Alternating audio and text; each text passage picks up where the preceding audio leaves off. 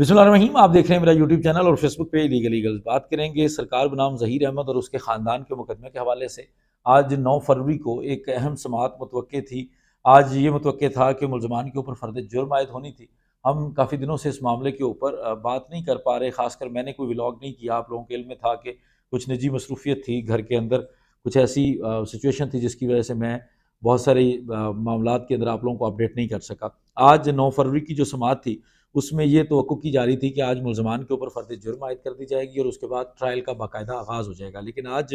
उसके अंदर कुछ और नई डेवलपमेंट्स आई हैं। इससे कबल मुलज़मान की तरफ से एक दरख्वास्त दी गई थी जिसके अंदर उनकी ये ख्वाहिश थी कि जो बच्ची को जिस चाइल्ड प्रोटेक्शन सेंटर के अंदर इस वक्त रखा गया है, चूँकि वो सिंध की एक सियासी शख्सियत डॉक्टर शैला रज़ा के इन्फ्लुएंस में है, इसलिए हम चाहते हैं कि बच्ची को वहाँ से उसकी जगह तब्दील कर दी जाए। और इसके लिए उन्होंने एक दरख्वास्त दी हुई थी जिसके ऊपर बहस हो चुकी थी, लेकिन उसका फ़ैसला अभी तक नहीं दिया गया था। उसके अलावा उनकी तरफ से ये भी दरख्वास्त थी कि इस मामले को ख़त्म कर दिया जाए, ये चलान काबिल पेशरफ्त नहीं है, इस मुकदमे को चलाया नहीं जा सकता। तो इस तरह की तमाम दरख्वास्तों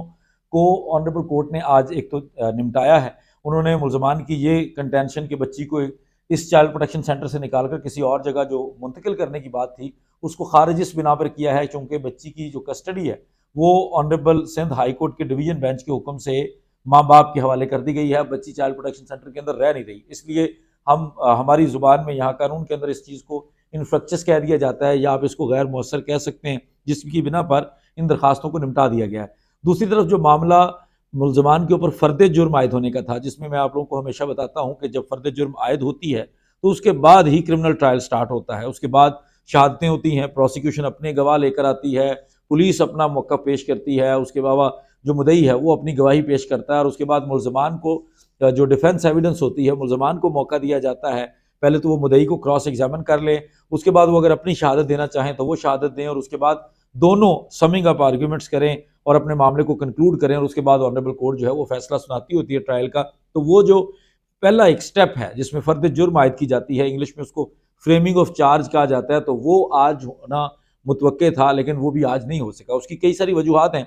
इसमें एक जो मुलज़मा है नूर मुनीर, जो मुलज़म ज़हीर की वालदा है, उसकी चूँकि एक ज़मानत कबल गिरफ़्तारी जो है वो चल रही है और उसके साथ साथ उसको ट्रायल की जो चालान की बाकायदा तौर पर जो हमारे प्रोसीजर के मुताबिक 265 जो सेक्शन है ज़ाब्ता फ़ौजदारी का, उसके मुताबिक कॉपीज़ मुलज़मान को जो प्रोवाइड की जाती हैं, तो वो रिकॉर्ड के मुताबिक उस मुलज़मा को अभी तक नहीं प्रोवाइड की गई थी, जिसकी वजह से ऑनरेबल कोर्ट ने आज इस मामले को अगेन एडजर्न कर दिया है। लेकिन इस दफ़ा एक नई डेवलपमेंट ये हुई है कि आज ऑनरेबल कोर्ट ने ये काम किया है कि मामलात को दो तरह से तकसीम कर दिया है। एक मामला है जो फ़र्द जुर्म आयद होने का जो मेन मुकदमा स्टार्ट होना है, जिसके अंदर मुलज़मान की सज़ा जज़ा का फैसला होना है, उस मामले को अलहदा से एडजर्न किया है। उसके अंदर एक लंबी तारीख डाली गई है, लेकिन उससे पहले अगले हफ्ते में 15 फरवरी की जो तारीख दी गई है वो दो चीज़ों के लिए दी गई है। एक मुलज़मान की तरफ से नई दरख्वास्त आई है, जो मुलज़मान हैं, जो निकाह खान है और गवाह है असगर अली और गुलाम मुस्तफ़ा, ये दो वो मुलज़मान हैं जिनके बारे में जो ट्रायल है या जो ऑफेंसेस हैं वो उस नवैयत के नहीं हैं जो इस पूरे ख़ानदान के ख़िलाफ़ हैं। जो ज़हीर और उसके वालदा और उसका भाई, ये पूरा जो ख़ानदान है, जो इनके ख़िलाफ़ एलिगेशंस हैं वो ज़रा सख्त हैं। लेकिन जो गवाह है और निकाह खान है, उनके ख़िलाफ़ जो है वो सिर्फ चाइल्ड मैरिज के हवाले से ऑफेंसेस हैं, जिसके अंदर उनके पास एक बहुत बड़ा बेनिफिट ऑफ डाउट ये है कि शादी पंजाब में हुई है और वो जो कानून है वो कराची के अंदर, जो FIR है वो कराची के अंदर हुई है, तो सिवाय इसके उनके खिलाफ ज़्यादा एलिगेशंस नहीं हैं।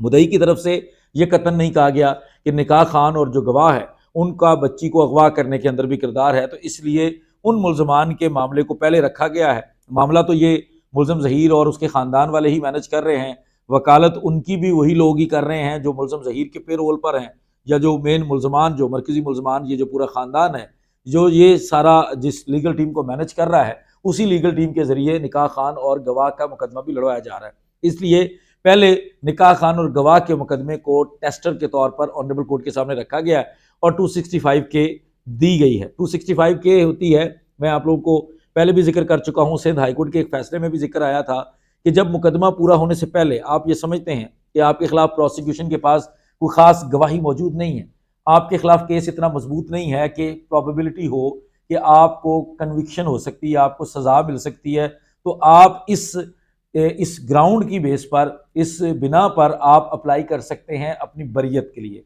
आप ऑनरेबल कोर्ट को सेटिस्फाई करते हैं कि देखें जी जो केस के हालात हैं, जो चलान है, जो शहादतें अब तक हुई हैं, इनके अंदर कहीं से नहीं लग रहा कि मुझे सजा होगी, तो आपका भी टाइम बचेगा, हमारा भी बचेगा, मेरा राइट भी है, तो मुझे आप रिहा कर दें। इसके लिए 265 के दी जाती है। अगर ये मामला मैजिस्ट्रेट के पास होता तो 249 ए की एप्लीकेशन दी जाती, लेकिन चूंकि ये सेशन कोर्ट का मामला है तो इसलिए 265 के गुजारी गई है। अब वो 265 के जो है उसको भी ऑनरेबल कोर्ट ने शॉर्ट नोटिस पर, जो अगले हफ्ते में 15 फरवरी बन रही है, वहां के लिए रख लिया है, जिस पर उन्होंने कहा है कि दोनों फ्री कैन अपने दलाइल दें और पहले हम इसका फैसला कर लेंगे। साथ साथ जो मुलजमा नूर मुनीर है, चूंकि उनके खिलाफ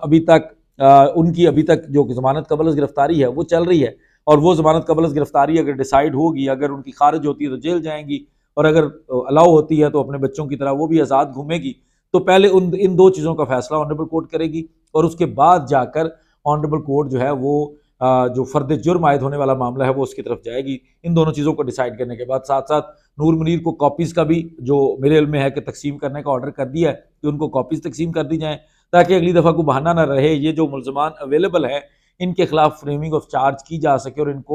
इनके बारे में मामले को डिसाइड किया जा सके। 265 के का क्या मुतवक्के फैसला है वो मैं आपको पूरा चलान जो है, जिस चलान के अंदर जो मुलजमान होते हैं उनको रोल दिया जाता है, उनके बारे में बताया जाता है कि इस मुलजम के बारे में ये इल्ज़ाम है, इस मुलजम के बारे में ये इल्ज़ाम है, वो मैं आपको वो पढ़कर वो सामने रख के बताऊंगा कि किसके बारे में क्या एलिगेशंस हैं। वो एक अलग वीडियो बनाएंगे, मैं बनाऊंगा या शायद हुसैन साहब के साथ बैठ के हम बना लेंगे, या किसी लाइव सेशन में वो डिटेल चीज़ें वो डिस्कस कर लेंगे। लेकिन अब तक की सूरत हाल ये है कि मुकदमा अभी भी मुकम्मल तौर पर जो स्टार्ट होना होता है, जो आगाज़ होना होता है किसी ट्रायल का, वो अभी तक नहीं हुआ। उसके लिए आपको फर्दर जुर्म आयद होने का इंतजार करना पड़ेगा।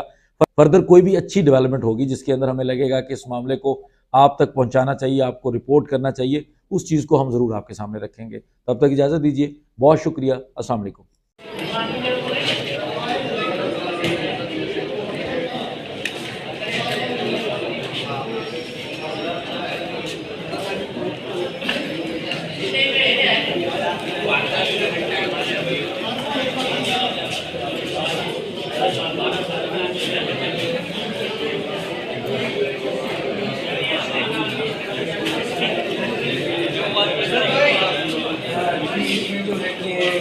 दो एप्लीकेशन जो अक्यूज़ की तरफ से फ़ाइल थी, पहली तो दुआ से जो माइनर से मीटिंग के लिए, और दूसरी एप्लीकेशन थी कि माइनर के शेल्टर होम चेंज करने के लिए, जिस पे जो है कि कोर्ट ने कहा कि जो ये एप्लीकेशंस हैं वो इन्फ्रक्चस हो चुकी हैं, क्योंकि इनका पर्पस अब मीट नहीं होता है, क्योंकि बच्ची अब अपने वालिदैन के साथ है। तो ये दोनों एप्लीकेशंस उनकी डिसमिस हो गई। उनके साथ साथ उन्होंने एक और एप्लीकेशन मूव की है 265 के की, कि जो विटनेस है और जो निकाह ख्वान है,